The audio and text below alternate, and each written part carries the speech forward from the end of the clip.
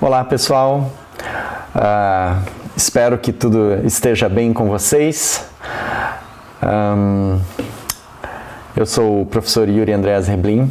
Fui convidado aí para falar para vocês nesse nosso primeiro encontro, nesse primeiro Aspas Norte, né? Que é um encontro vinculado à Associação de Pesquisadores em Arte Sequencial, a associação da qual muitos de vocês aí fazem parte. Então é uma alegria muito grande poder estar aí com vocês neste momento. Para dizer bem a verdade, eu gostaria de estar aí in loco, né? Mas por N razões não foi possível. Mas eu espero que nós tenhamos aqui um momento de interação significativo nesse nosso primeiro encontro aqui em Macapá. A minha fala nessa noite, nesse final de dia, é sobre religião nas histórias em quadrinhos, que é a pesquisa que eu tenho desenvolvido aí ao longo dos últimos anos, né? Acho que quase uma década já. E a minha ideia, então, na verdade, é falar com vocês sobre o tema a partir dos estudos que eu tenho desenvolvido no meu período de pós-doutoramento em Ciências da Comunicação, realizado ali na Escola de Comunicações e Artes da Universidade de São Paulo. Então, o que vocês vão conferir aqui agora é meio que de primeira mão para vocês, tá? Então, o tema da minha fala essa noite é Religião nas Histórias em Quadrinhos, Parâmetros e Perspectivas de Análise. E eu pensei em dividir essa fala em, eu diria assim, 3 grandes momentos. E depois disso a gente pode colocar para o debate. Primeiro momento, eu queria falar brevemente, muito brevemente, sobre a teologia, enquanto área do saber, né? Agora a área se chama Ciências da Religião e Teologia. Recentemente ela sofreu essa alteração. Então eu gostaria de falar um pouco sobre a teologia enquanto área do saber, pensando a teologia especificamente a partir do objeto de estudo com o qual ela se ocupa, que é o fenômeno religioso, né? Acho que isso é importante também para eu dizer sobre o meu ponto de partida, o ponto a partir do qual eu falo aí para vocês nesta noite. E na sequência, então, a minha proposta é falar um pouco sobre como é que a gente pode identificar a religião nas histórias em quadrinhos. Quero trazer ali alguns parâmetros de análise, tá? Esses parâmetros, eles não são estanques, eles não são isolados, mas são propostas de um exercício de sistematização, de categorização, de mapeamento de como a religião pode ser encontrada nas histórias em quadrinhos. E por fim, uma terceira parte, eu pensando agora na segunda parte aqui do meu título nessa noite, que é sobre perspectivas de análise, eu quero propor para vocês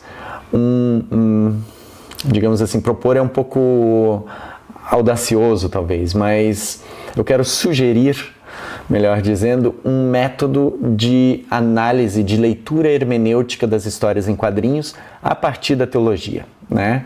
E que, a meu ver, serve também para a área das ciências humanas e outras áreas do saber, com ligeiras adaptações. Muito bem. Começando então a minha fala sobre a teologia, né? Quando a gente pensa em teologia, assim, no senso comum, possivelmente eu imagino que a gente possa pensar nas seguintes imagens. Normalmente a gente associa a padre, a catolicismo, a sacerdócio, né? Quando a gente fala em teologia, se você estuda teologia, você vai ser padre, né? Pelo menos é essa a tendência, né? Mas também pode ser, não, você é pastor ou pastora, né? Isso também pode acontecer, ou seja, a teologia ela tem popularmente uma conotação que possa remeter ao ao ministério eclesiástico, digamos assim, né? Muito bem. Outra impressão que também possa aparecer, não sei se é associada diretamente, é a ideia de bancada evangélica, por exemplo, né? A gente pensa assim, teologia tem a ver com religião, religião tem a ver com bancada evangélica. Então, enfim, existem vários aspectos. Pode ser que alguns ou algumas de vocês pensem em teologia e associem a algo sobrenatural. Uma pessoa que talvez saiba teologia tem uma conexão ali com as forças sobrenaturais e pode dar uma mão em algumas outras coisas, enfim. Mas, então, existe uma névoa, assim, quando a gente fala em teologia, né? Mas eu gostaria de destacar, assim, alguns aspectos gerais, assim, para a gente ter como pano de fundo de discussão e, como eu disse, para falar sobre o meu ponto de partida. A teologia, com que ela se ocupa enquanto saber, qual seria o objeto da teologia, quais seriam as preocupações da teologia, os desafios e possíveis métodos. Bem brevemente, assim, né? Só para guiar a nossa conversa.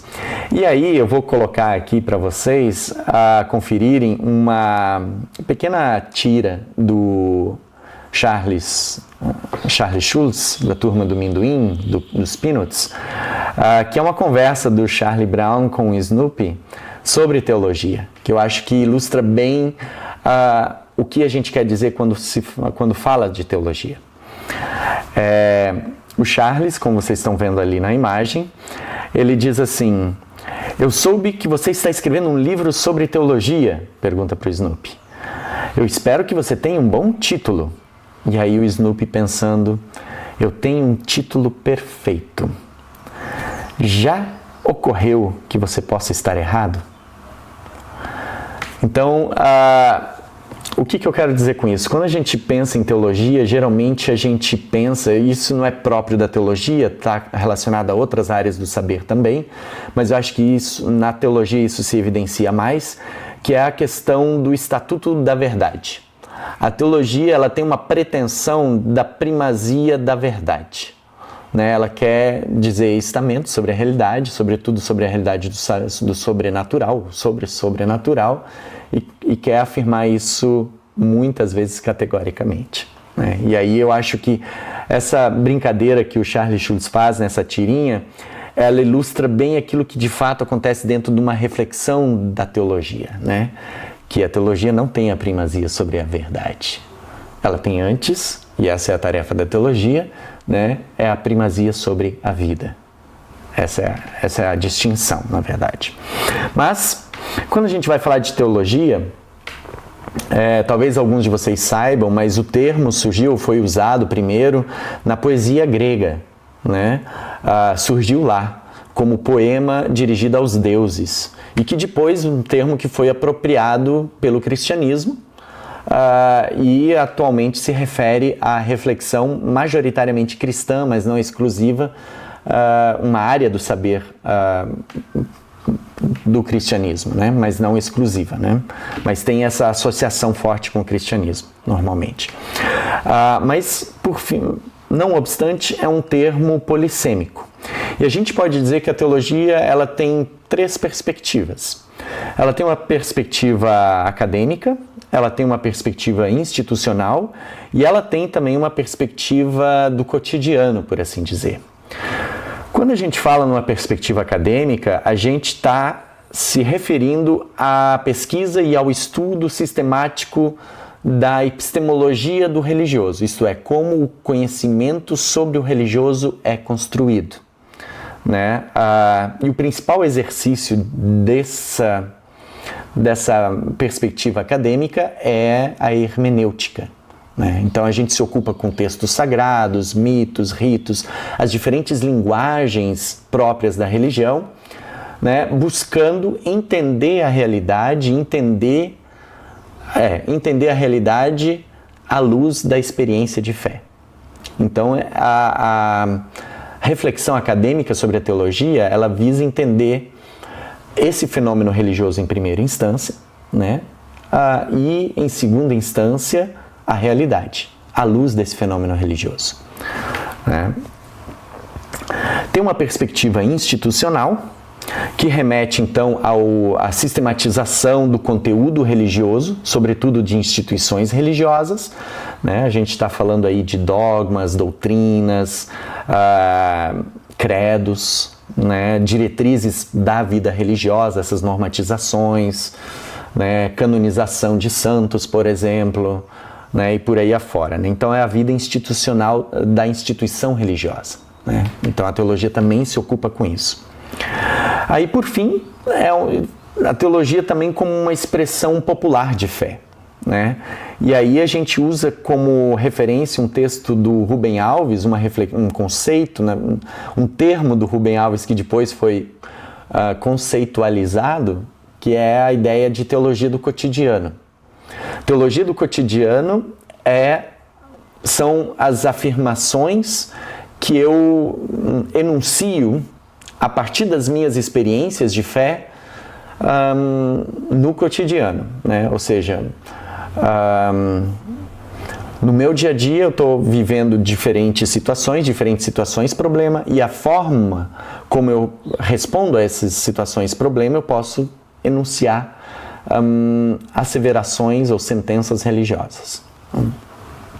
Então, ou seja, tem a ver com a religiosidade, né? Tem a ver com a religiosidade, só que a forma como eu articulo racionalmente a religiosidade. É isso que seria a teologia do cotidiano, né? Agora, se a gente fosse dizer assim, brevemente, a partir dessas três perspectivas, o que é a teologia, afinal de contas, né? A gente pode dizer que teologia é o discurso acerca da revelação do divino na história, do sagrado, dos deuses, das deusas, né, na história, a manifestação desse sagrado, né? Então, qual é esse objeto da teologia nessa direção? Não é o sagrado em si, porque a teologia ela parte da premissa de que o sagrado, o transcendente, aquilo que, digamos assim, não é natural, o sobrenatural, está além do conhecimento humano. A gente só pode conhecer aquilo que a gente consegue evidenciar disso. E a gente evidencia majoritariamente a partir de testemunhos de fé. Então, o objeto da teologia não é o sagrado, mas sim como a experiência de fé é articulada, desdobrada, vivida e etc. e tal. Tem uma frase de um dos pais da igreja, Anselmo de Cantuária, que ele vai dizer fides querens intellectum, a fé que deseja saber. Esse, digamos assim, é o resumo, o suprassumo da teologia. É a fé que deseja saber mais sobre ela mesma. Então, a teologia enquanto ciência, enquanto academia, ela se ocupa com essa fé que deseja saber. Como isso funciona em termos práticos, a gente poderia dizer que, em primeira instância, a teologia ela lida com o sentido e a produção de sentido, né, religioso, existencial, ou seja, com os ritos, mitos, símbolos articulados do fenômeno religioso, e numa segunda instância, com o contexto do sentido, né, o contexto no qual ele está articulado e no qual ele é ressignificado, que é a realidade humana, né? Então, a teologia ela buscará ler aos olhos desse sentido, que é a fé, a revelação, a esperança, a realidade, né? Esse é o movimento que a teologia faz. Então, a preocupação da teologia, agora, se a gente for pensar na preocupação, é tentar identificar quais são esses sentidos que o ser humano se agarra para viver a sua vida, que condicionam a sua vida, né? E ao mesmo tempo ela busca olhar para a realidade humana, né? A partir desses olhos da fé, né? A partir desse sentido, para saber como é que isso impacta no processo. E aí envolve um compromisso ético, né? Por isso, se a gente vai olhar assim a história da teologia, das instituições religiosas, por exemplo, aqui no Brasil, na América Latina, a gente teve um movimento muito peculiar e muito significativo que a gente chama de teologia da libertação, né? Porque era a teologia, ou seja, a fé, sendo uma lente pela qual eu olho a realidade. E se eu vejo uma realidade no qual esses valores religiosos, eu não encontro eles presentes, não encontro eles significativos ou valorizados nesse processo, né, eu tenho esse compromisso ético de transformar essa realidade. Então, esse é o movimento da teologia. E aí a gente diz, aí brincando assim, se a gente quer dizer sobre quais são as premissas da teologia, eu gostaria de destacar duas, assim, que tem a ver com isso que eu estou falando até aqui. A primeira delas é, né, para conhecer Deus é necessário esquecer-se de Deus. Se a gente quer tentar construir, mas sabendo que vai falhar, uma epistemologia do religioso, uma ideia do que pode ser o sagrado ou de que pode ser Deus, a partir daquilo que é possível, né, daquilo que está revelado, a gente tem que esquecer, abrir mão das premissas ou de todas aquelas coisas que nos ensinaram, né? Esse seria o primeiro movimento. E o segundo, a segunda premissa é que teologia é jogo que se joga quando a vida está em jogo. Sempre quando a vida está em jogo, a gente acaba, e a gente está lutando pela dignidade da vida, com esse compromisso ético, a gente está fazendo teologia. Então, essas são as duas premissas básicas, a meu ver, para o pensamento teológico. Muito bem, e aí a teologia tem alguns métodos de olhar a realidade, depois a gente vai falar também sobre eles, assim, na verdade a gente não vai falar sobre eles, mas eu vou fazer uma expropriação de um deles para propor um método para a gente olhar as produções culturais, e especialmente as histórias em quadrinhos. A teologia tem vários métodos, né?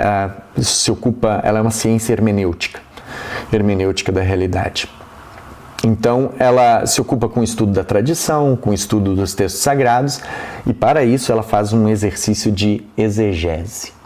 Exegese tem esse movimento de pôr para fora, né, exegese, aquilo que está incutido dentro, né, de um sentido, buscar o sentido das coisas. E aí tem vários métodos nessa direção. Tem um método histórico-crítico, né? Agora estou pensando bem na análise de textos e produções e produtos nessa direção. Tem o método da suspeita, da hermenêutica da suspeita, né? Que vem da teologia feminista.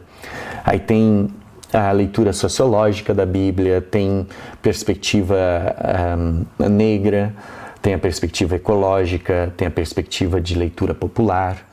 Então, tem diferentes métodos da gente se ocupar com textos, mitos, ritos sagrados para analisar, né, e para estudar.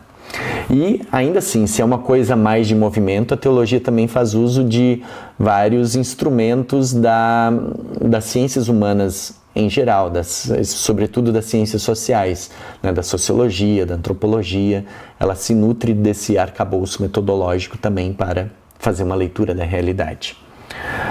Muito bem, isso sobre teologia, assim, só para parecer que complicou, espero que não, mas só para dar um panorama do que a gente faz na academia de teologia. Vocês vão pensar, ai meu Deus, que coisa louca, né? Não, é bem de boa, bem tranquilo. Mas só para resumir, então, a teologia ela se ocupa com o sentido religioso, né? Em última instância, né? A fé que deseja saber, né? Então ela quer saber mais sobre si mesma, então ela se ocupa com isso, né? Ela se ocupa com as linguagens religiosas, né? As linguagens da experiência religiosa, melhor dizendo, para copiar o termo do Severino Croato. Muito bem. Religião nas histórias em quadrinhos. E agora, José? Né? A gente deve estar se perguntando. Como é que a gente pode pensar sobre religião nas histórias em quadrinhos? Primeira coisa, bem básica e bem retórica, existe religião nas histórias em quadrinhos? Claro, né? Claro, existem vários quadrinhos religiosos, né?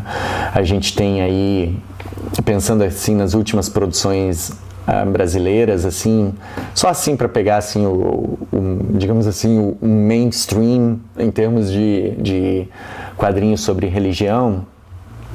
Existem várias produções, mas assim, só para destacar algumas, nós temos as tirinhas do Carlos Ruas, né, do blog Um Sábado Qualquer, que vocês devem conhecer. Tem a Bíblia em Ação, do Sérgio Cariello, que é muito comentada, se não me engano é publicada pela Mundo Cristão.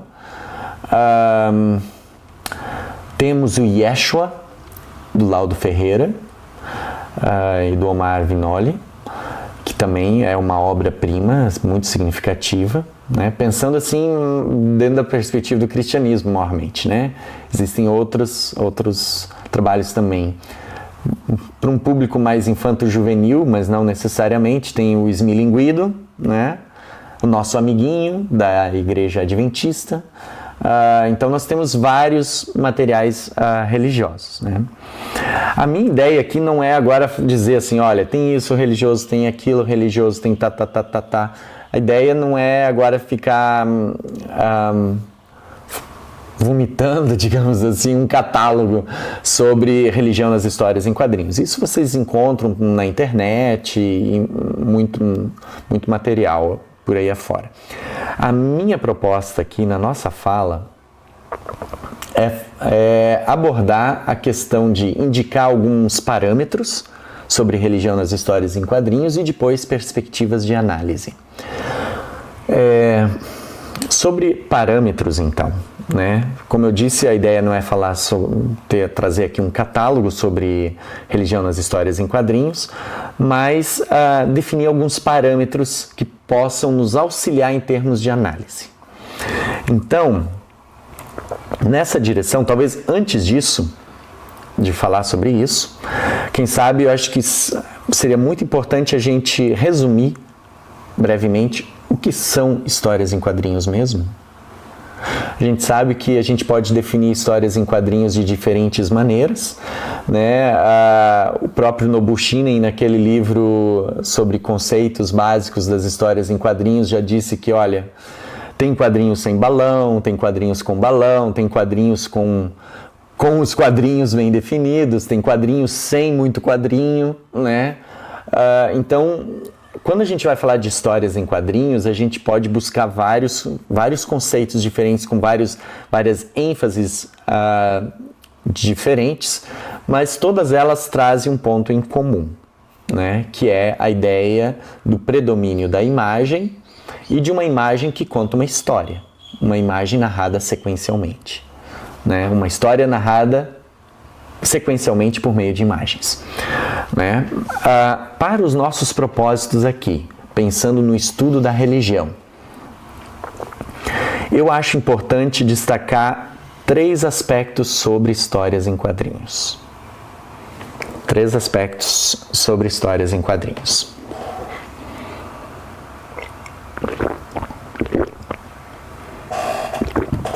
Muito bem. Quais são esses 3 aspectos? Primeiro deles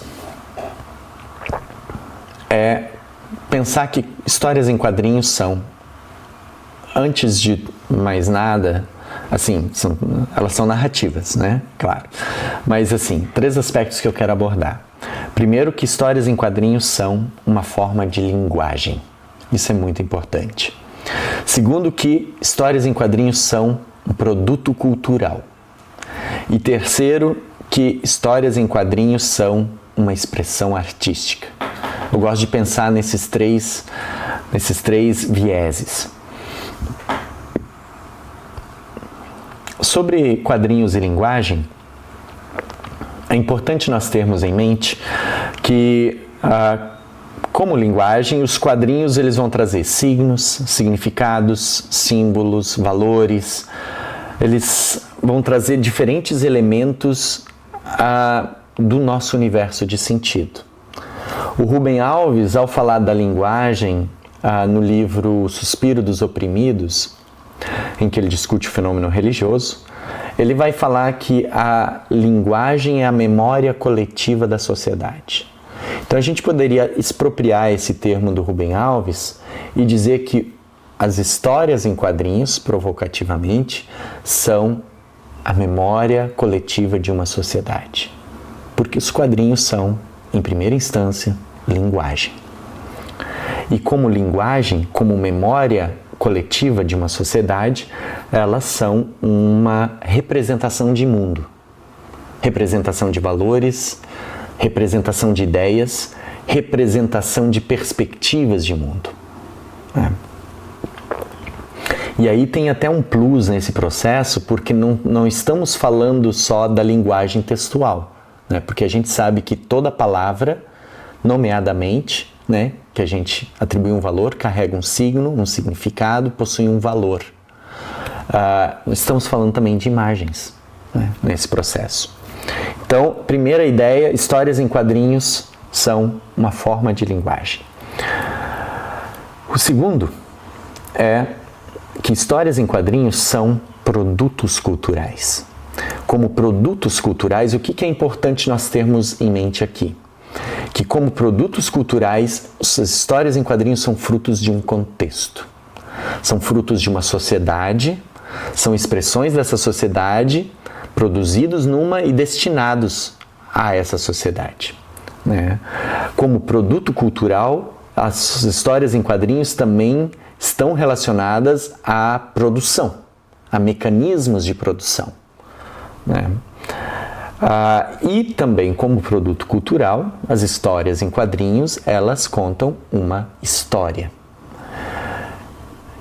E ao contar uma história, ao serem produzidas, a carregarem um significado, as histórias em quadrinhos possuem sempre uma intencionalidade. Eu acho que isso é muito importante. Quando a gente conta uma história, a gente tem um objetivo por trás. Todas as histórias sempre possuem uma intencionalidade. Então, uma das nossas tarefas seria identificar qual é a intencionalidade que está por trás daquela história, o que se quis dizer com aquela história, né? E um terceiro aspecto, como eu disse, é o fato de que histórias em quadrinhos são uma expressão artística. Então elas não são apenas uma forma de linguagem, elas não são apenas um produto cultural, elas são também uma expressão artística. E como produção artística, elas lidam com produção de sentido. A produção de sentido está relacionada aos 3 elementos, né? Mas também tem uma pegada, digamos assim, relacionada à questão da arte.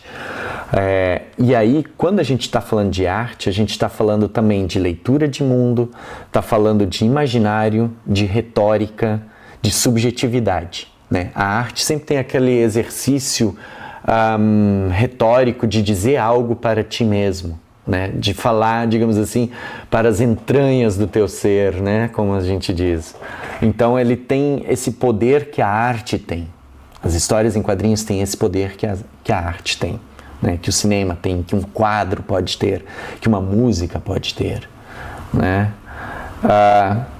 E todos esses aspectos, como eu já sugeri antes, estão relacionados à ideia de que histórias em quadrinhos são majoritariamente narrativas.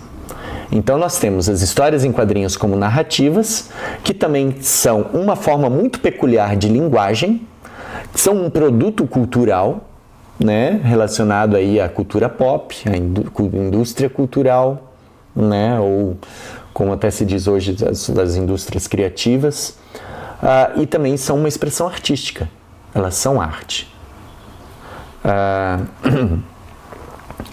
E aí, quando a gente vai falar sobre histórias em quadrinhos e narrativa, o que é importante aqui? Que toda história, se a gente for pensar assim, eu gosto bastante daquilo que o Jorge La Roça fala no livro dele chamado Pedagogia Profana, na primeira parte do livro, quando ele vai dizer como se chega a ser quem se é, ele vai falar que nós, seres humanos, não somos outra coisa senão Agora eu já estou adaptando, na verdade, com aquilo que eu escrevi e adaptei ali no livro O Alienígena e o Menino. Eu estou misturando a minha fala com a fala do Jorge La Roça. Mas o Jorge La Roça vai dizer assim, que nós somos histórias herdadas, recebidas transformadas, adaptadas. E para sabermos quem nós somos, nós não temos outra alternativa senão percorrermos, agora eu estou parafraseando ele, percorrermos as ruínas de nossas bibliotecas e buscar identificar lá as palavras que falam para nós. Ou seja, quando a gente diz que a ênfase que eu quis dar lá na frente sobre a questão do papel da linguagem é que a nossa vida, a vida humana, ela existe dentro de um mundo da linguagem. A gente não seria quem a gente é se não fosse por causa também da linguagem, né? Da forma como nós abstraímos o mundo, como nós lemos, interpretamos e nós passamos para as novas gerações. Então, nós nascemos inseridos dentro de narrativas. Se a gente vai observar tudo o que acontece à nossa volta, a forma como nós processamos tudo aquilo que nos acontece, nós transformamos em narrativas. E isso é um aspecto muito importante. Por exemplo, as primeiras coisas que a gente descobre quando bebê, o pai ou a mãe ou o avô, a avó, alguém que estiver cuidando da gente, vai nos contar uma história para explicar como as coisas funcionam e por que as coisas são como são, né? A gente aprende por meio de histórias. Uma propaganda na TV para vender um produto, ela conta uma história, né? Então, nós estamos rodeados de histórias a todo momento. E o Jorge La Roça, não apenas o Jorge La Roça, mas também o Rubem Alves, eles vão dizer que nós somos constituídos por narrativas. E aí eles vão usar o termo palimpsesto. Palimpsesto tem a ver com aquele material dos antigos pergaminhos, né, no qual se escrevia e depois se apagava, e mesmo se a gente escrevia de novo em cima, ficavam naquele material as ranhuras daquilo que estava escrito antes, né? E é assim que nós constituímos nossa vida. Então somos palimpsestos. Enquanto narrativas, então, as histórias elas vão trazer essa perspectiva do palimpsesto. Elas vão buscar um exercício de anamnese, que é um exercício de rememoração que a gente faz. Vão buscar um exercício de catarse e elas vão ser construídas de forma a nos envolver, né? Porque a gente quer ler a história até o final. Se uma história é boa, a gente vai até o final, né? Se uma série de TV é boa, a gente maratona ela até o final, né? E por aí afora. Então, as histórias são narrativas. Uma frase, buscando essas ideias do Rubem Alves, do Jorge La Roça e do Humberto Eco, no meu livro O Alienígena e o Menino, que está disponível aí para compra ainda, vocês vão encontrar duas frases que eu sintetizo essas ideias do Jorge La Roça, do Rubem Alves, do Humberto Eco e de outros pensadores para pensar a vida humana. São as duas frases que vão aparecer agora aí na tela e eu vou ler elas para vocês. O ser humano é, pois, em seu íntimo, uma justaposição transitiva de histórias herdadas e recebidas que, em algum momento e a todo momento, lhe dizem algo sobre si mesmo e sobre o mundo e sobre sua forma de compreender e compreender-se no mundo. E a outra, narrar histórias vividas e ficcionais é uma forma com que o ser humano diz para si mesmo quais são os seus medos, as suas esperanças, como o mundo se apresenta para ele e como interpretá-lo. Ou seja, nós usamos narrativas para aprender e para, digamos assim, viver no mundo e viver melhor no mundo, né? A gente usa como forma de transmissão de informação, para reiterar valores e tudo mais.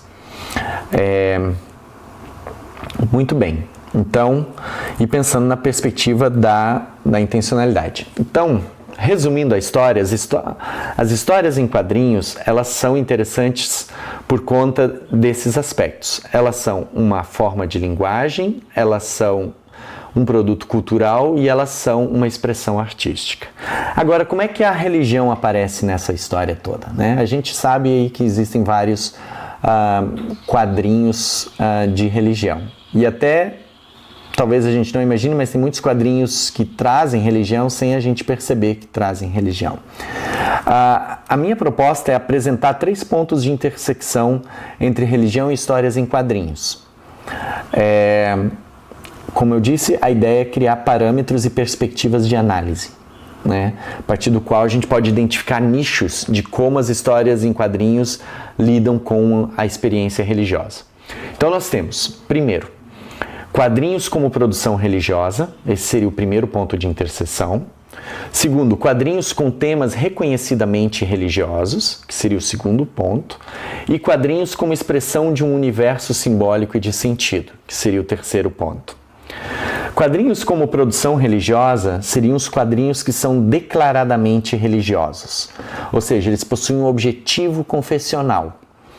Eles buscam apresentar o discurso religioso oficial, podem divulgar valores, concepções, modelos de vida, podem ser produzidos ou apoiados por uma instituição religiosa, por uma editora vinculada a uma instituição religiosa ou por artistas sem vínculo declarado a uma outra religião.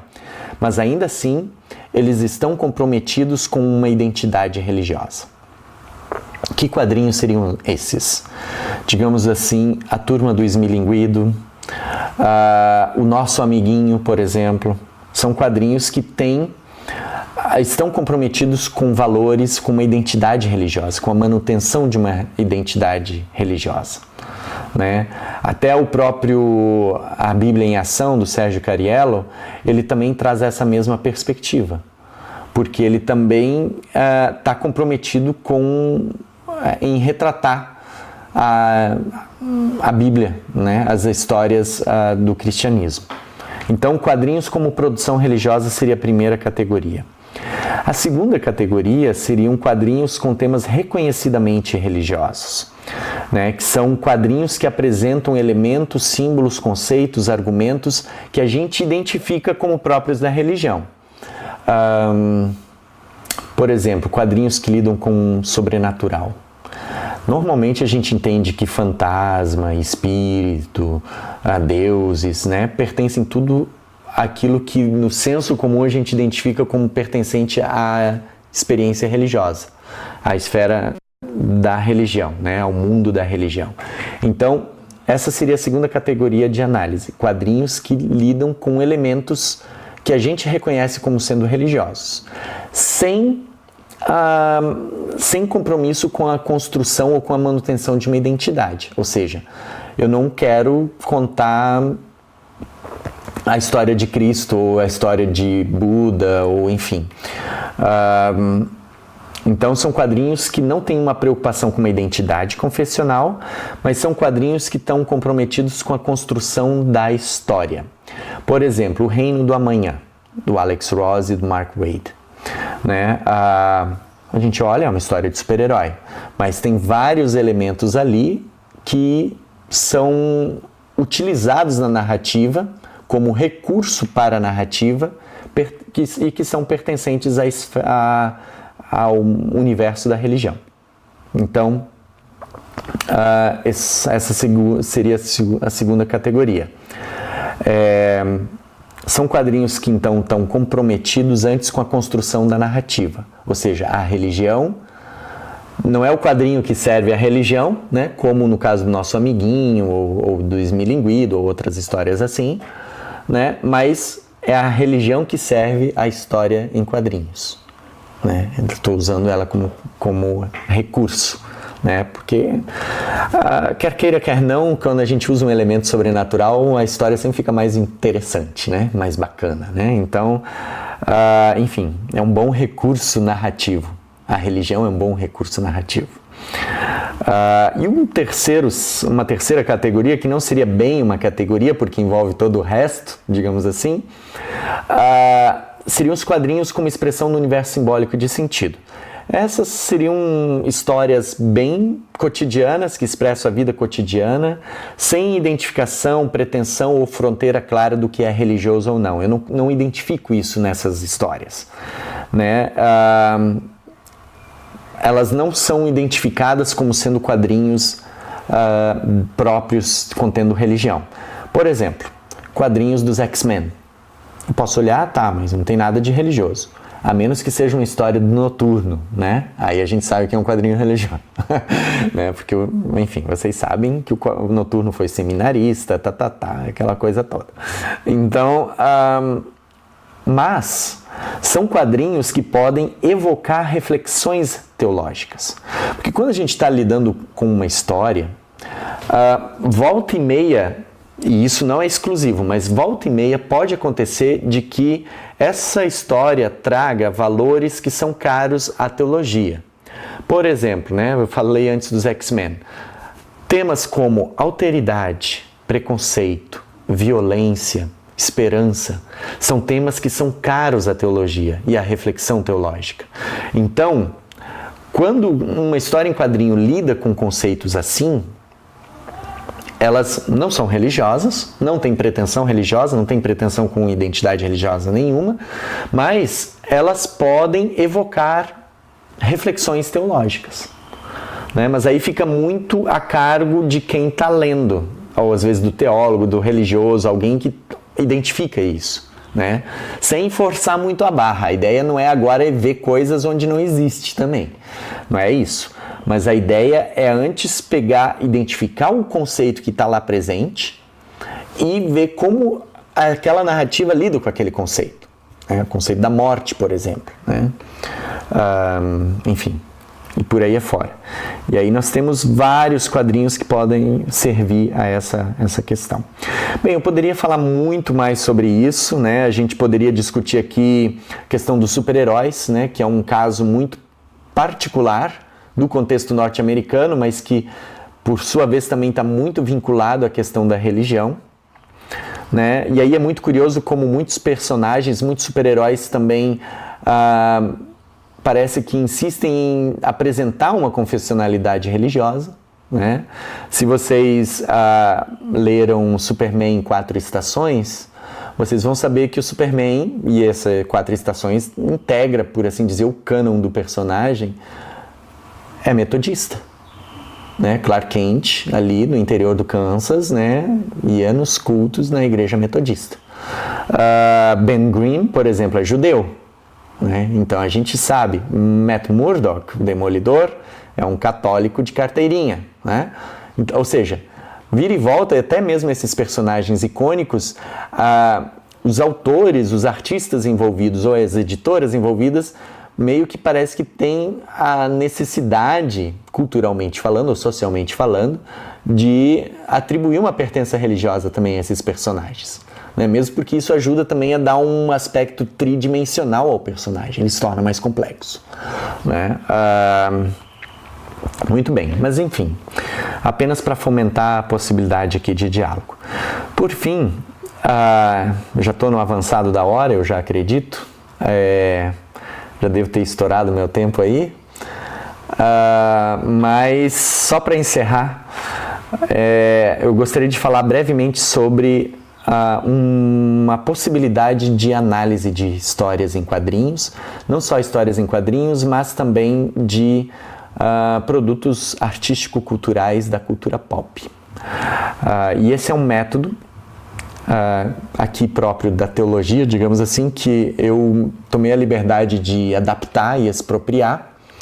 Não nego que fiz isso, mas para adaptar para análise de produções culturais, né? Como eu sou da teologia, eu não posso negar de onde eu sou, das minhas origens, então a ideia é, a partir desse meu arcabouço, desse meu referencial teórico, como é que eu posso, e tendo o meu objeto, que é entender a religião, como é que eu posso olhar para as histórias em quadrinhos em termos de método de análise. E aí eu acho que é uma contribuição significativa para quem quer estudar as histórias em quadrinhos hermeneuticamente falando. E aí é um método que eu batizei, digamos assim, de método cartográfico crítico. Originalmente o método, talvez vale dizer, eu chamei ele, se vocês encontrarem algum material por aí meu na internet recente, eu chamei ele originalmente de método teológico cartográfico crítico. Mas depois de discutir ele em diferentes eventos de debate, as próprias sugestões das pessoas me levaram a perceber que esse método ele não serve apenas à teologia. Ele pode servir a outras ciências, outras abordagens, porque ele está vinculado à compreensão da narrativa enquanto tal. Existem outros métodos, não estou dizendo que esse é o método, né, mas é uma possibilidade de análise, é o que eu identifico como passível de ser feito em termos de hermenêutica de produções, né, de histórias em quadrinhos. E aí fica aí a critério de vocês experimentarem, né? Esse texto, só para dizer, ele está sendo publicado até o final deste ano. Vocês vão encontrar ele no volume Vamos Falar sobre Gibis, episódio 2, O Retorno dos Nerds, que vai ser publicado pelo grupo Cult de Cultura. Depois eu posso falar um pouco sobre esse grupo de pesquisa. Enfim, e o método ele se consiste em 5 etapas.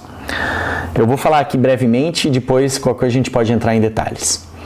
Primeira etapa é a questão da leitura da obra, né? Se eu vou começar a ler estudar histórias em quadrinhos, eu tenho que começar lendo histórias em quadrinhos, né? E lendo a história como história mesmo.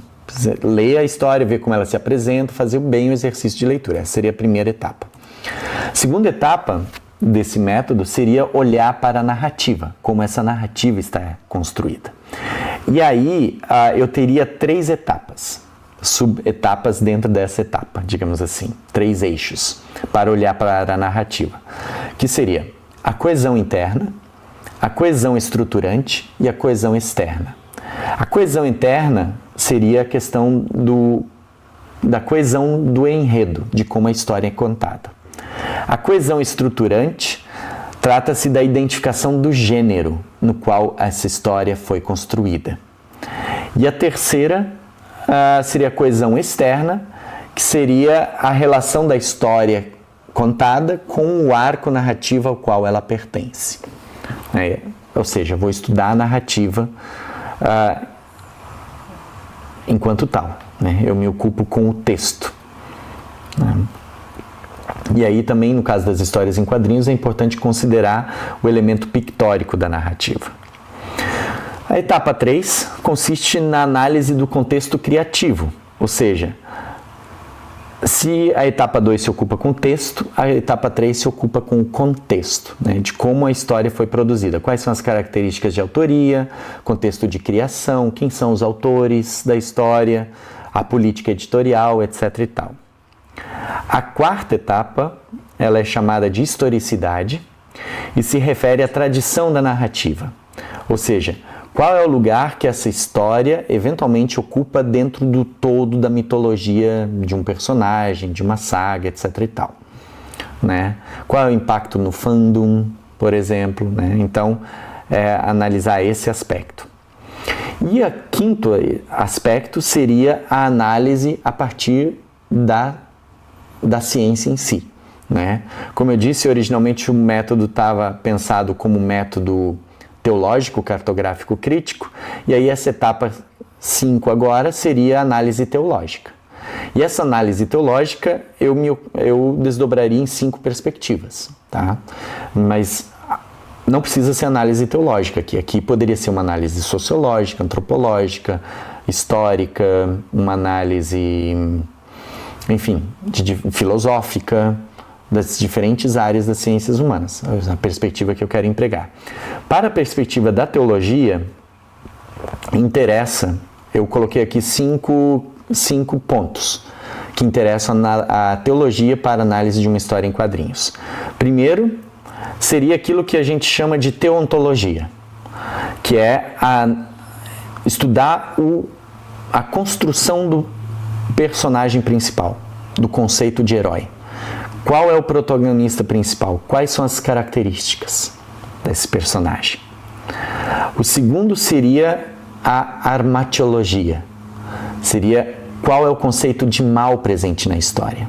Não estou dizendo que toda a história tem um antagonismo, né? Quando eu, na verdade, montei isso, eu estava pensando nos super-heróis, que é o meu foco de análise, mas como uma história normalmente vai de um ponto A para um ponto B, com diferentes intercursos, né? A ideia é olhar quais são esses entraves, esses desafios que o personagem vai vivendo e como é que eles são retratados, né?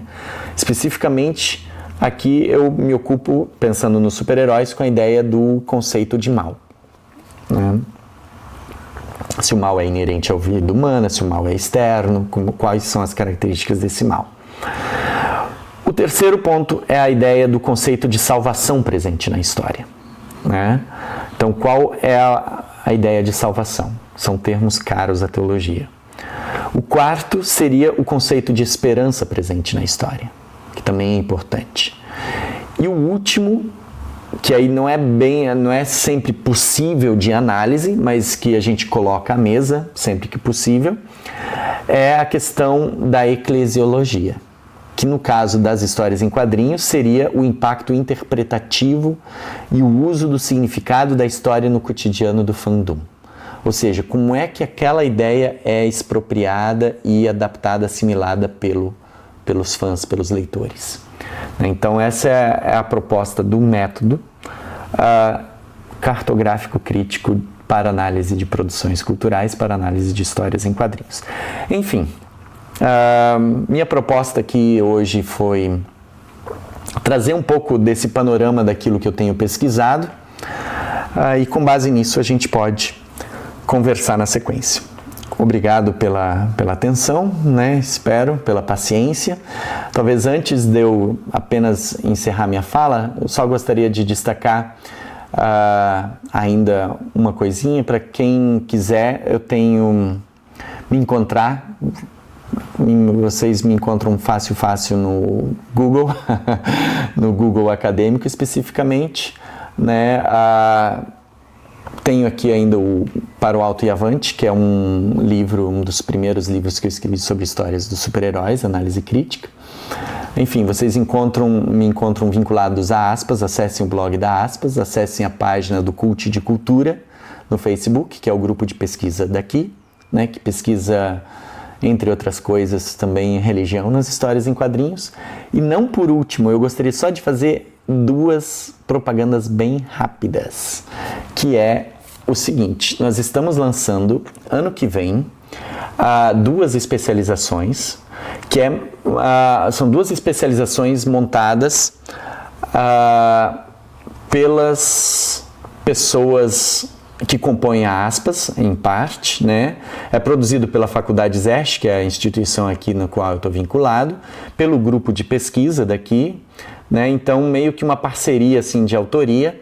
São duas especializações muito, muito interessantes, que é a especialização em cultura pop e especialização em histórias em quadrinhos, né? As inscrições, prazos e características dos cursos vocês podem conferir em www.ead.est.edu.br. Tá bom? Vamos conversar na sequência então. Obrigado até aqui.